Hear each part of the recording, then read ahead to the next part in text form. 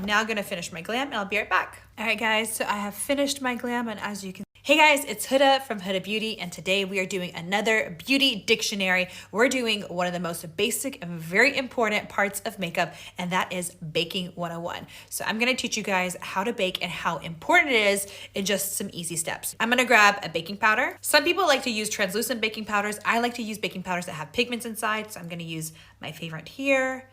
And I'm gonna grab a damp sponge. Super, super, super important. You need to make sure when using a sponge, you have to make sure that there is no liquid inside of the sponge. So my sponge actually was wet. I'm going to grab a tissue and squeeze out any excess water. It has to be a tissue. If you use a towel, you're not gonna get all the water out. If you bake and you have any water on your sponge, the sponge and the powder can create little dots on your face, and that will be very hard to remove. Once the powder mixes with your makeup, it's gonna set in place and create a beautiful canvas. My sponge is just a little wet, but I've removed all the excess water. And what I'm gonna do is before I use the powder, I'm just gonna go ahead and make sure there's no creasing. If I set the wrinkles with excess makeup, it's gonna be set very hard to remove then. And I'm just overall making sure that everything is blended. I'm gonna grab my powder and I'm just going to dip in. You can see it's really nice and smooth. There's actually a nice amount here. And I'm just gonna go ahead and I'm going to start pressing it beneath I'm not dragging it, I'm pressing it. I wanna press the powder into the makeup so it sets really well. So you can see I'm pressing it and I'm pressing again too. And once you do that, if you've baked correctly, you will notice your skin will start to feel really, really tight. Do the same thing here.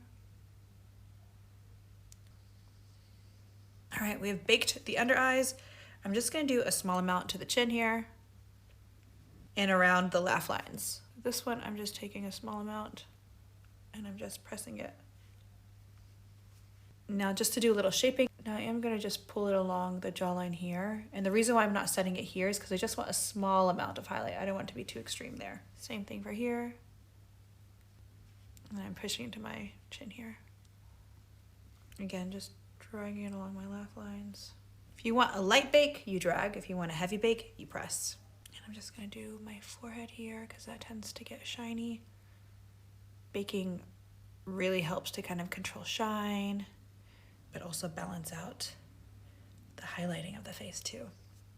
It's important for everything. Now that I've let my face sit for just a couple of minutes, I'm just gonna go ahead and grab a big fluffy brush and I'm just going to brush away the excess powder. I'm going to take any extra powder and just put it on the rest of my face. I'm now gonna finish my glam and I'll be right back. All right guys, so I have finished my glam, and as you can like makeup.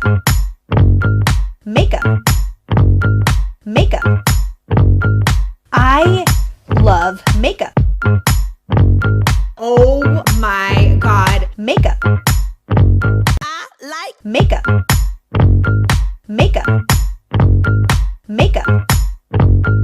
I love makeup. Oh my God. Makeup. Mungkin kita tidak bisa memilih dengan siapa kita jatuh cinta, tapi kita bisa memilih siapa yang pantas diperjuangkan. Oh, dua-dua. Memandangmu walau selalu takkan pernah beri jemu di hatiku, menyapamu walau selalu masih terasa merdu bagai awal.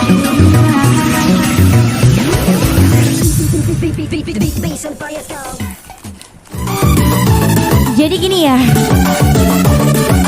jawaban kenapa saya harus kerja keras, karena lagu Haji Sunan walaupun tak punya uang itu hoax kawan. Waduh, waduh, waduh. Jadi jalan kemana-mana asalkan suka.